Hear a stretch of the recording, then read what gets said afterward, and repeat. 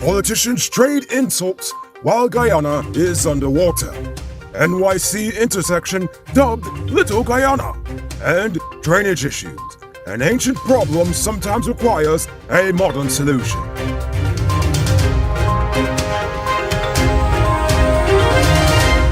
I am Noriko Bulford, and welcome to tonight's edition of Uncut News. Before we begin, do you have something important you want to leak without revealing your identity? Send us a tip on WhatsApp at telephone number 592-659-6151. Over the weekend, and even into today, all 10 regions of the nation have reported flooding, ranging from several inches in Georgetown up to several feet in Kwajalein in Region 10. And as expected, both the government and the opposition used it as a perfect time to exchange insults over the flooding of the capital and how it was handled. The Georgetown city engineer claimed that the rainfall was too heavy to prevent flooding, even with all the pumps and sluices operational. However, last night, the president decided to go out for himself and said that he found at 2 locations that the pumps were off, and in one location, the pump attendant was actually sleeping. The mayor said that he will investigate that specific accusation. Either way, we're still underwater and should expect even more in the coming days. I hope you all see just how serious climate change is now. The pump attendant in town was apparently not the only one asleep at the job. 2 West Bank Demerara sluice operators could face disciplinary action from the regional authority for not having turned up for duty Saturday night. The heavy rainfall during the night flooded businesses located at Friedenhoop and in Plantain Walk early Sunday morning because the sluice operators were not on duty, thus the doors were still open. The men were expected to close the sluice doors to prevent an inflow of water from the Demerara, which obviously did not happen. Junior Public Works Minister Deodat Indar said an excavator was deployed to close the door and pumps were used to discharge as much of the water back as possible. So enough of this flooding business for now, let's mind their business in the diaspora. Guyanese living in Region 11 have finally received recognition from the Mayor of New York. The intersection of Liberty Avenue and Lefferts Boulevard, aka that section of Queens your family now lives in, at least if they're Indian, well, that intersection has now been officially codenamed Little Guyana. The event was well attended and was marked with musical and cultural performances and all that nice stuff you expect at events like this. Side note, did you know that Queens is home to the largest number of diaspora Guyanese? In fact, if Queens was actually considered a region in Guyana, it would be the nation's 4th largest. So, going back to home. The president is denying he attempted to influence the promotion process of the Police Service Commission. This is after chairman of the PSC, Paul Slow, accused him of doing just that. While the president only referred to a meeting that the 2 and others attended together, Slow referred more specifically to a phone conversation on December 23rd of last year. Slow said Prezi sounded agitated and irate that senior superintendents Calvin Brutus and Karim Bosch had not been shortlisted for promotions. Slow also said it's his firm belief that the PPP had wanted specifically for the PSC to promote Brutus and Bosch to the rank of assistant commissioner. The president said that Slow was politically aligned and corrupt, while the chairman also pointed out another occasion when he felt the president tried to influence him. He accused the president of unnecessarily responding to his reprimand of the head of the Presidential Guard for violating the chain of command regarding promotion requests. Whether this is true or not, I do think the timing of the criminal accusations against Slow seems pretty politically convenient. Now it's time to tell you about Best Buy's car of the day. Currently on sale is this 2009 Toyota Axio. It comes with mag rims, new tires, DVD stereo, reverse camera, and much more. Buy cash for $2.7 million.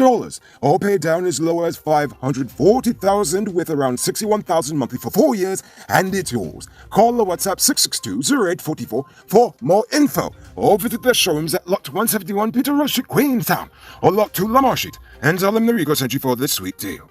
On Saturday, cops at the checkpoint in Region 7 busted a shipment of frozen chicken that was stuffed with over half a kilo of a special blend of herbs and spices. The cops arrested a 40-year-old shop owner after they found 565 grams of Selasiai's finest in the freezer chest she was transporting into the interior. She is currently in custody at the Botica police station. The Rona Task Force has been working on the West Coast, and by working I mean selectively enforcing enough of the law to keep their bosses happy.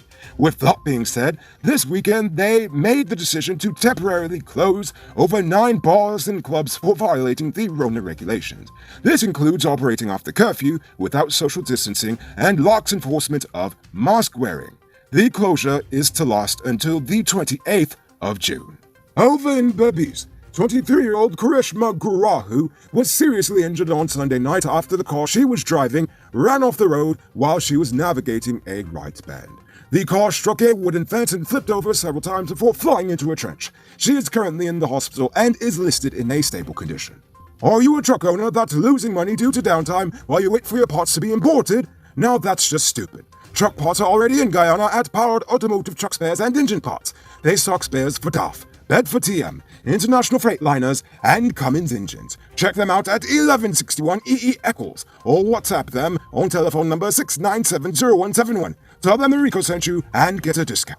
It's now time for today's Rona Report. Today, the nation recorded 42 new cases. There are now 389 persons dead, 23 persons in the ICU, and 1,916 persons in home isolation. The total number of confirmed cases around the nation now stands at 16,952. So please, people, wash your hands frequently. Avoid touching your nose and mouth and mask up before you leave the house. When you do leave home, try to avoid enclosed spaces and large crowds, and remember to give 6 feet of space between you and others. So, since we're talking about the Rona, here's a reminder of just how serious it is. Among those who died today is former journalist and entertainer Mondale Smith. Dr. Anthony confirmed that he was being treated at the Infectious Diseases Hospital after developing severe complications last week. Several days before he died, he took to Facebook to warn people to be safe and, if you're positive, to stay at home. So, be safe and don't become a statistic. Do you want to grow your money? Sell Digicel Top-Up. Become a top-up vendor through Cellular Plus and make some extra cash to supplement your income at your business or your side hustle. Call 685-3109 for more info. 15 Georgetown residents are now homeless after a tree collapsed and destroyed their homes on Liang Avenue. The tree fell yesterday morning during a heavy downpour and heavy winds. One of the homes was completely destroyed by the fallen tree, while the other 2 sustained serious damages to the front and back sections of the homes. One of the victims was surprised that the tree fell, as it has stood firmly in the yard for over 40 years. Robeson Ben and Ubraj Narayan visited them and promised to render assistance. And now for our stupid news of the day. Yesterday, you, like many other Guyanese, probably woke up to find your yard under several inches of floodwater. Or to be more accurate, a disgusting toxic soup made up of everything laying on the streets and that in your septic tank. Despite living in the oil-rich nation of Guyana, we are forced to waddle around in our own filth like animals every rainy season because our coastal drainage is outdated, unfit for task, congested, and of course activated by hand. I just don't get it. This is 2021. My toilet, get this, my toilet has a pretty neat feature. When I flush it, the pump turns on, and when the tank is full, the pump turns off. Amazing, right? Now, I'm no civil engineer, I know it's more complex than that, but all I'm saying is, if they already found an automatic way to flush the kunksi from my commode, why can't the state do the same for the trenches? Now, don't tell me it's because people can't teeth the pumps. That's just plain stupid. Well, ask yourself, do you not buy nice things for your home out of fear that someone will thief it? If so, then you seriously need to consider moving out of Parfait Harmony. It's like living in a cesspool over there. Ugh. But seriously, the largest corporations in the world don't let theft stop them from advancing. They just get proper security and allocate funds to ensure against losses. We can do the same, but the government and the opposition would rather milk this situation. Don't believe it? They all see the problems when they are in opposition, but when in government, they always accuse each other of sabotage. Why? Well, for political points, of course. Why? Because it's cheaper to accuse someone of causing the problem than to solve the issue yourself.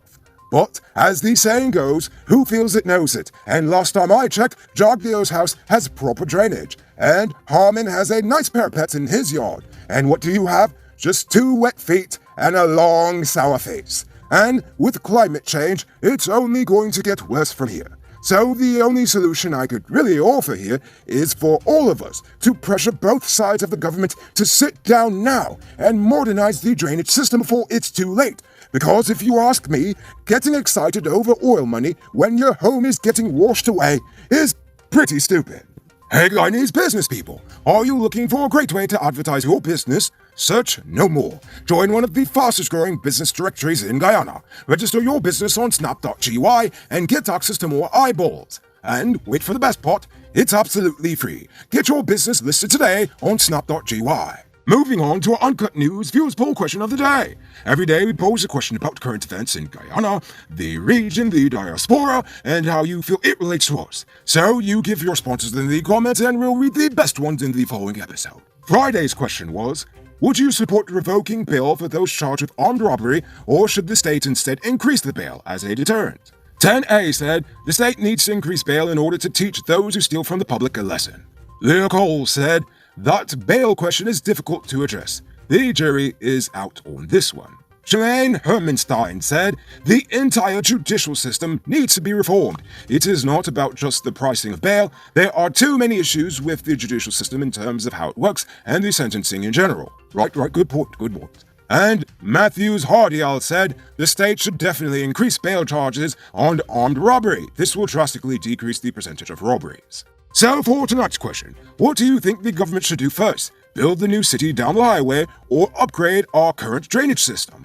Think about that question and tell us in the comments below. If your response is good enough, we just might feature it in Tuesday's episode. Anyway, that's all the time we have for tonight. Check us out tomorrow for another. Until then, I'm Rico Bolford saying good night, folks. Hey Uncut News viewers, thanks for watching. You can subscribe by clicking on this button over here, or click over there for more news. You can also drop a comment to let me know if you've made it to the end of the video. Goodbye for now.